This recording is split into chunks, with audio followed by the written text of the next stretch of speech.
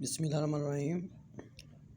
جی آج ہم کریں گے 8th امینڈمنٹ جو کہ 17 اکتوبر 1985 میں پاس کی گئی۔ اس امینڈمنٹ کا جو بیک گراؤنڈ تھا وہ یہ تھا کہ 1977 میں دوسری دفعہ جنرل الیکشن ہوئے اور ان الیکشن میں ذوالفقار علی بھٹو صاحب کی پارٹی جو کہ پاکستان پیپل پارٹی تھی 2/3 میجورٹی سے جیتی۔ تو اس وقت بہت زیادہ پارٹیز کے آپس میں اختلافات تھے اور اپوزیشن بہت سٹرونگ تھی، جس وجہ سے chief of army staff Zia الحق نے مارشل لا لگا دیا، یعنی اس نے 5 جولائی 1977 کو مارشل لا لگا دیا ملک میں۔ بیسیکلی اس امینڈمنٹ کا جو مقصد تھا، ضیاء الحق نے RCO یعنی ریوائیو آف کانسٹیٹیوشنز آرڈر متعارف کروایا، یعنی پارلیمنٹ سسٹم سے semi president form of government متعارف کروائی۔ اس میں 18 آرٹیکلز کو امینڈ کیا گیا۔ اس میں جو میجر چینجز تھی وہ یہ تھیں کہ ویٹو پاور جو ہے وہ پریزیڈنٹ کے ہاتھ چلی گئی۔ اور پریزیڈنٹ کون تھا اس وقت؟ یعنی ضیاء الحق۔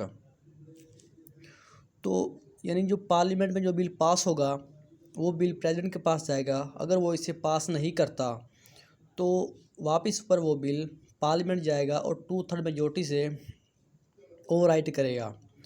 اب اس وقت 2/3 میجورٹی سے بل کو پاس کروانا بہت مشکل تھا، کیونکہ ذوالفقار علی بھٹو صاحب نے میجر پارٹیوں کو بین کر دیا تھا۔ امپورٹنٹ جو اپوائنٹمنٹ تھی وہ پریزیڈنٹ کے ہاتھ دی گئی، یعنی جو پرائم منسٹر ہے اس کا انتخاب پریزیڈنٹ کرے گا۔ گورنرز جو تھے ان کا انتخاب بھی پریزیڈنٹ ہی کرے گا، یعنی صوبوں کا جو گورنر ہوگا اس کا جو انتخابات ہے وہ پریزیڈنٹ ہی کرے گا اور وہ گورنر آگے CM کو اپوائنٹ کرے گا۔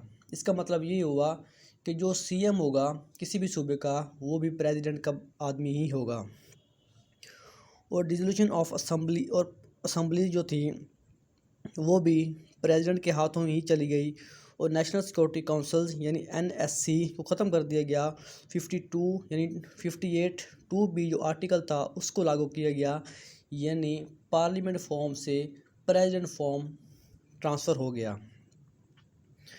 18th امینڈمنٹ میں جو ریٹین کیا گیا 270A آرٹیکلز، تو جو 270A آرٹیکل ہے اس کو ویلیڈیٹس کیا گیا، یعنی جو بھی آرڈر ہوں گے وہ پریزیڈنٹ دے گا۔